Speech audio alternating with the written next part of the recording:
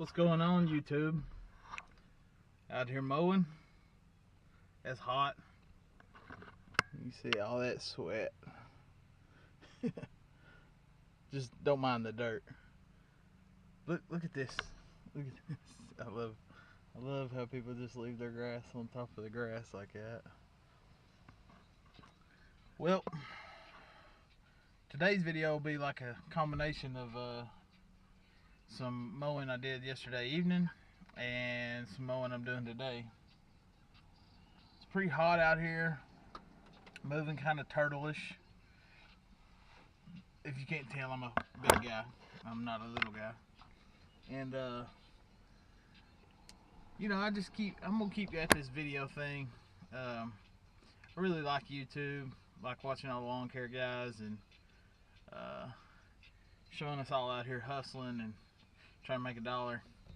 And I'm looking to try to get a little bit of feedback if you all prefer like watching like real-time mowing, or if you prefer like watching you know, the fast forward type mowing, or possibly with the music, without the music, or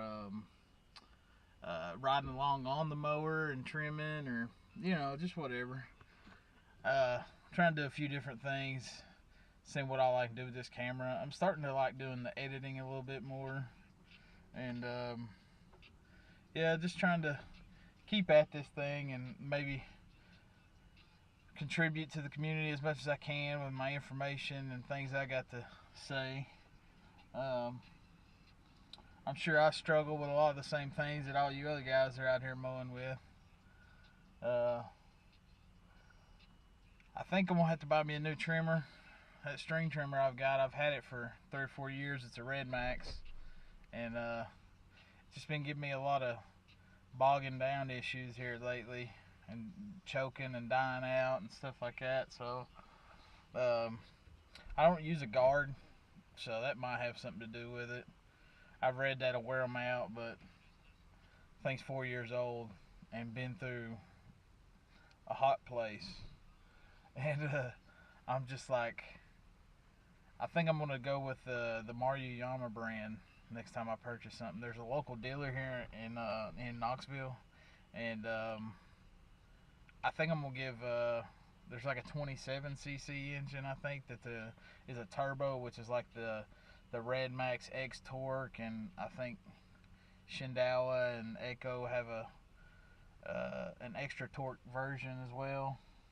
I've used Red Max for years, so it's kind of hard to switch, but the Yama, you know, it touts a 5-year commercial warranty, and that's really what's got me wanting to lean that way. Price isn't that bad. I think they're like $380 for the one I'm looking at, plus tax. So, well, I'm gonna get back out here and get back to the mowing.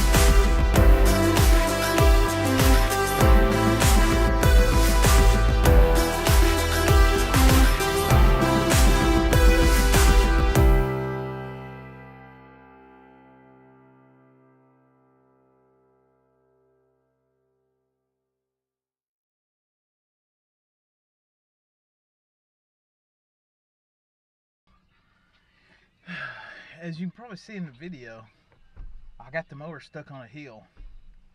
Uh, this new mower, it's really heavy, and compared to my 48 inch, like, I don't know what the weight difference is. I'll probably look that up just to kind of really know, but I just noticed like it can't handle some of the hills that I'm used to mowing. So like there was a hill in there that I've mowed every time I've mowed that yard. I just kind of go alongside, toss it up on the hill, and that mower's just so heavy it wouldn't do it. It just flat out wouldn't do it, and it got stuck up on the hill and started spinning out a little bit there, and so I've really been learning, what all I can do, because there's a big difference in a 60-inch deck and a 48-inch deck. It's a total of a little bit over a foot, because I think it's technically a 61. But the main issue is that like it can't handle slopes and stuff as well, because the deck will kind of lean a little bit more and it'll cut into it and leave like mohawks and stuff. So I've been it's definitely been a learning curve. I'll post a picture. Actually, last week when I was running behind and it was raining so much, I actually got the mower stuck in a ditch, and I was going up this hillside on this property I have where I can only go through one way. Like there's a ditch and the house, and it's just big enough for me to get the mower through there, but I had to go through the same tire tracks. So when I went back behind the house, it really wasn't an issue. But then when I was coming back up, it's kind of up a grade there, and I started going up the hill, and it just started slipping and sliding, and I was like, oh no. So I tried to back it back down the hill, and as I was backing down the hill, it just and slid all the way off the hill and down into the ditch, and I was stuck. That really opened my eyes up to the fact that I'm going to have to hire an employee. Just, if I would have had somebody there with me, it wouldn't have been that big a deal. I could have got it unstuck, but I had to. I called a couple people, and they all were not nearby. And when I was calling people, I walked up to the truck, and I looked up the street, and there was 3 or 4 amigos up there doing some landscaping. And I walked up there, and I asked them if they'd help me out, and without a question, they just said yeah, and walked down there and helped me out. And that really, it kind of put a hitch in my day, because like I had to go buy some easy straw and some seed, and then drive all the way back over to that house and seed everything, and then throw out the straw. And while I was out, I drove up to the gas station and I bought those amigos, like, I don't know, like 6 or 7 Gatorades. I just got a bag full of Gatorades and brought them over there. They wouldn't accept any cash, so I was like, you'll drink Gatorade. We'll all drink Gatorade. And so I just went ahead and did that. And like I said, it's just been a learning experience.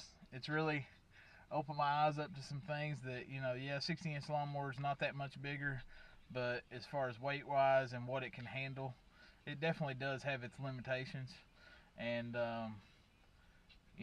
getting that equipment stuck, here I am, one man, 2 lawnmowers, and one stuck in a ditch, and there ain't nothing I can do without some help. So it's really opened my eyes up about, I really need to hire some help, just so I have somebody there with me. And that's probably my next step in the business. But man, I want to do it right. I'm not going to do it any other way. I want to do it the right way. I used to work for this company, and they paid me a 1099, and man, that's illegal.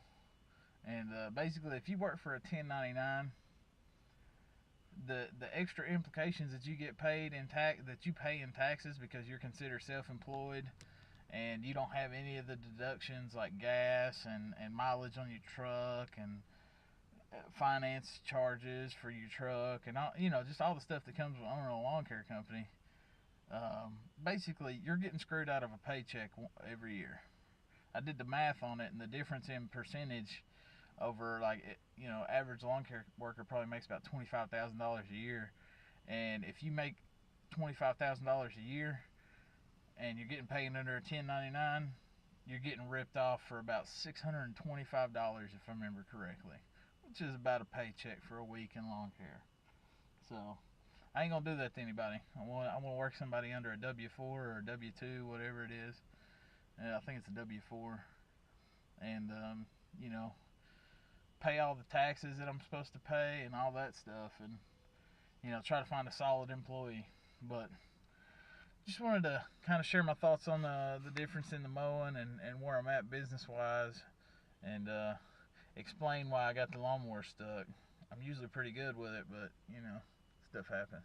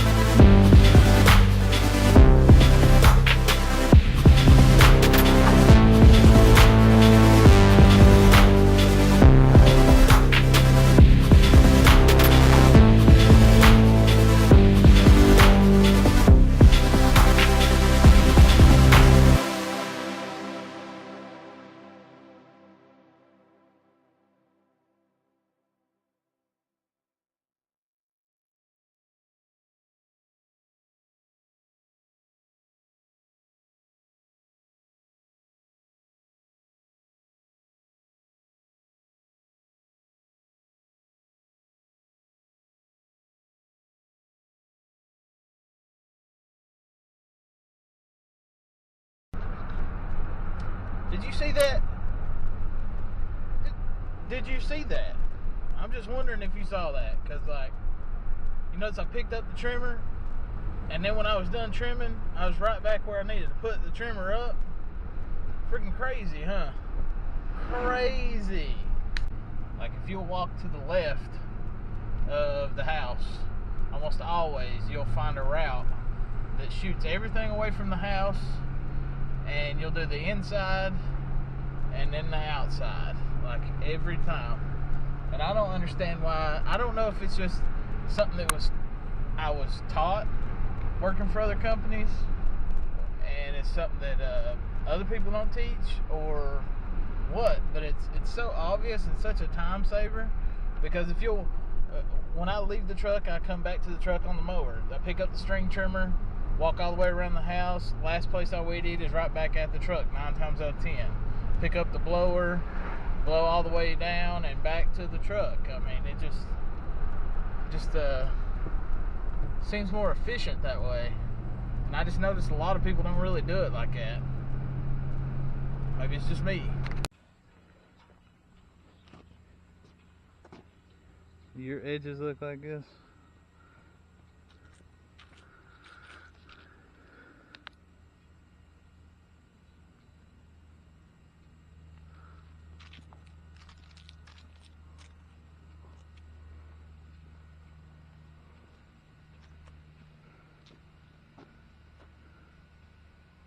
So flat. Alright guys, like I said, I got stuck on this property last week, and you know, you just got to make things right. Like, it cost me more to fix this problem than what I make mowing the yard, but I messed it up, so I got to fix it. You can see, you can probably see, this was the pit. This is basically where that picture is from last week, and I'll put that in right now. And then the mower got stuck down here in this ditch line, and then I come over here with some seed, and you can see that, you can probably see it's starting to germinate already. It's just been a week. And I bought like a blend that had some tall fescue, some creeping red fescue. I think it had some fine fescue and some perennial rye to try to get something to pop up really quick. This area is really shaded, and that's why it was pretty thin. I mean, technically I only messed up like right here, but I went ahead and I overseeded this whole area right here, trying to get some better coverage with something that'll hold up to the shade just a little bit better. But that's pretty much how it goes, guys. You guys make it right. That's the only way you can do it, man. There's no other thing you can do. Otherwise, you'll be out of business. You can see, like right here, about the best how the germination's going.